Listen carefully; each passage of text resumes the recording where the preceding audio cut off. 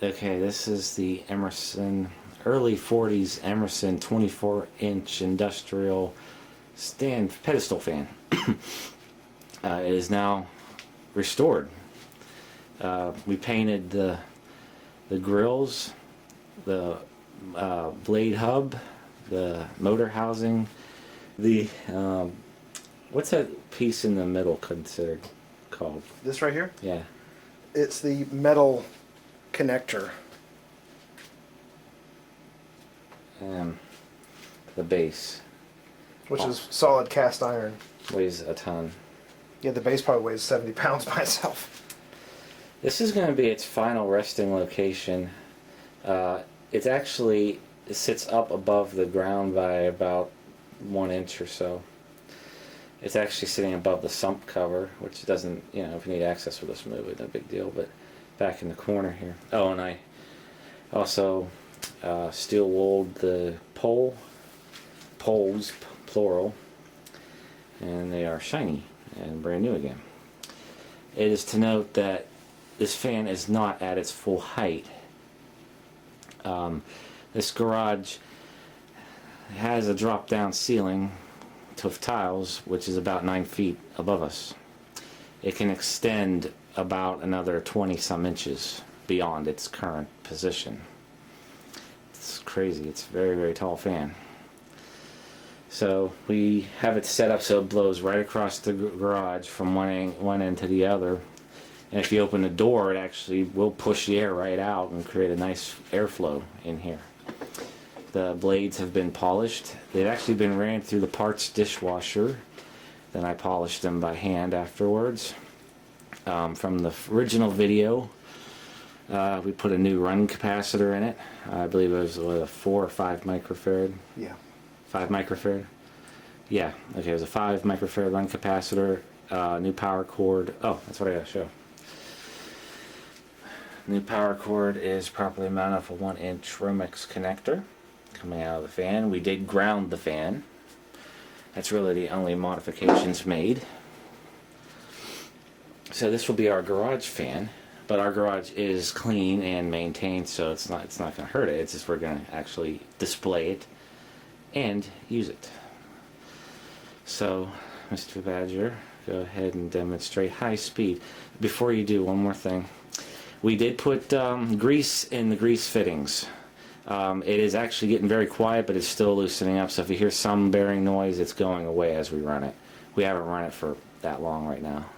So go ahead and turn it on.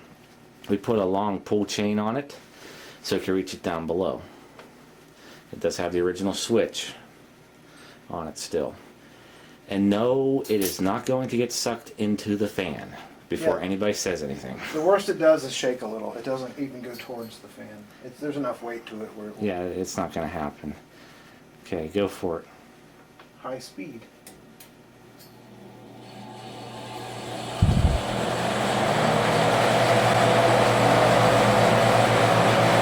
And already huge air movement recirculating in the garage here.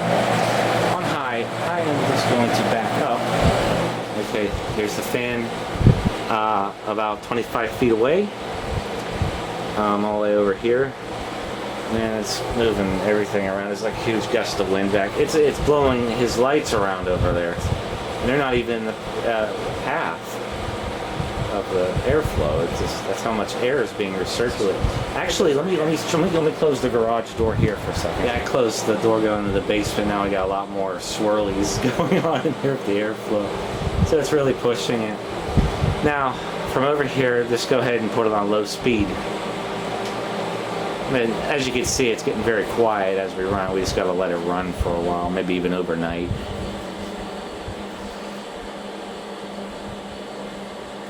So low is actually pretty quiet, but the amount of air that's being recirculated in here is crazy. It feels like almost the same amount. Yeah, really. And like I said, the beauty of it is we use it for, when we're working over here, which we work over here a lot, but it's warm.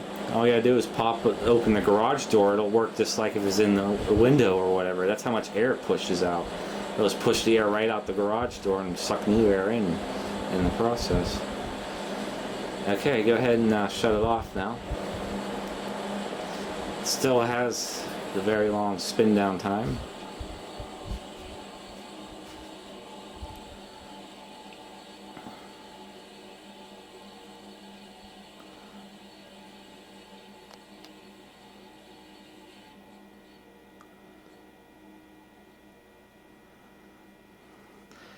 There's no real startup sound of this fan, this kind of just turns on.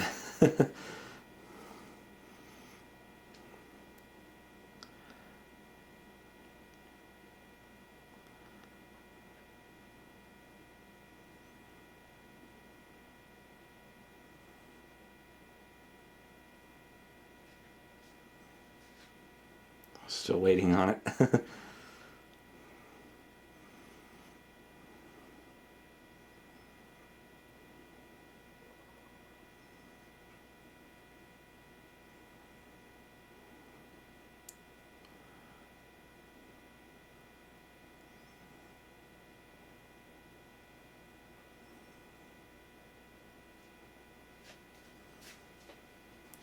And there it is.